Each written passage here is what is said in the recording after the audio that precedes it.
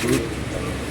అందుకే మనం 84 టీఎంసీలు ఉన్నప్పుడే గత ప్రభుత్వంలో మనము పంటలకు కానీ సాగు తాగునీరు రెండింటికి అప్పుడు ప్రభుత్వంలో మనం విడుదల చేయడం జరిగింది. ఇప్పుడు 94 టీఎంసీలు ఉన్నా కూడా ఎలినో వస్తుందేమో ఫిబ్రవరికి చూద్దాము అని ఈ ప్రభుత్వము ఉన్న తెలుగుదేశం ప్రభుత్వం అయితే కూటమి ప్రభుత్వం అయితే రైతుల గురించి ఆలోచన చేసే పరిస్థితుల్లో లేరు. ఎందుకంటే రైతుల గురించి ఆలోచన చేయాల్సిన అవసరం ఎంతైనా ఉంది. ఇప్పుడు కర్ణాటక వాళ్ళు 650 క్యూసెక్స్ వాటర్ రోజు విడడం జరుగుతుంది. దాని ప్రకారం మనం కూడా వదిలింటే రెండు కలిసి వస్తే ఎవరు కూడా ఇబ్బంది లేకుండా రైతులందరికీ నీళ్లు అందే పరిస్థితి ఉండేది. అందుకే ఈరోజు కర్ణాటక వాళ్ళు ఇచ్చిపోయినారు, వాటర్ తీసుకుపోయినారు, మనము వాటర్ తీసుకోలేకపోయాము. ఈరోజు ఏదో మీటింగ్ ఉందని విజయవాడలో ఎస్సీ కానీ సిఈ కానీ అంతా అక్కడికే పోవడం జరిగింది సీఎం దగ్గరికి. తప్పకుండా మా రైతులకి సాగుకి నీరు ఇవ్వాల్సిన అవసరం ఎంతైనా ఉంది. ఎందుకంటే 11 టీఎంసీలు వాటర్ ఉంది. 11 టీఎంసీలో మొన్న 14 టీఎంసీ డ్రింకింగ్ వాటర్కి వదులుతామని చెప్పడం జరుగుతుంది.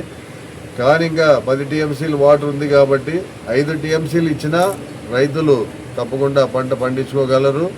అలాగే 5 టీఎంసీలు ఈసారి జూన్ వరకు 1.5 టీఎంసీ డ్రింకింగ్ వాటర్కి ఇస్తే కూడా తప్పకుండా డ్రింకింగ్ వాటర్ కూడా ప్రాబ్లం లేకుండా ఉంటుంది. కాబట్టి తప్పకుండా ఈరోజు బోర్డుకు వచ్చి ఇక్కడ మనము డి గారికి లెటర్ ఇవ్వడం జరిగింది.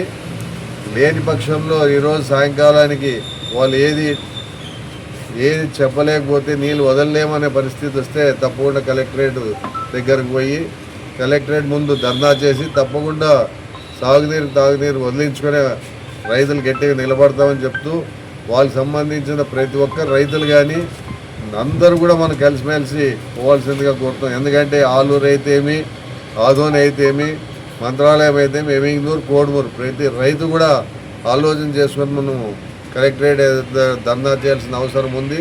తప్పకుండా ఈరోజు సాయంకాలం లోపల సీఎం గారితో ఏదో మీటింగ్ జరుగుతుంది, ఇడుస్తారే అనే ఆలోచన చెప్పడం జరుగుతుంది. కాబట్టి మనం కూడా ఈరోజు సాయంకాలం వరకు చూసి లేని పక్షంలో కలెక్టరేట్ ముందు ధర్నా చేస్తామని చెప్తున్నాం. తప్పకుండా తాగు రెండు వదలాల్సిన అవసరం ఎంతైనా ఉంది. ఎందుకంటే రైతులకి పోయిన పంటనే లేదు. ఎందుకంటే అప్పుడు గేట్ రిపేర్ చేస్తామని అప్పట్లోనే మనకి నీళ్లు లేకుండా పోయింది. కాబట్టి ఈ పంట కూడా లేకుండా పోతే రైతులకు వరిమడి అయితేమి, పత్తి అయితేమి ఏ పంట కూడా రాకుండా పోతుంది. కాబట్టి ఈ కెనాల్ కింద ఉండే భూములకు తప్పకుండా ప్రభుత్వాన్ని ఒకటే కోరుతున్నాను, తప్పకుండా నీళ్లు తాగునీరుకి ఇవ్వాల్సిందిగా కోరుతున్నాను.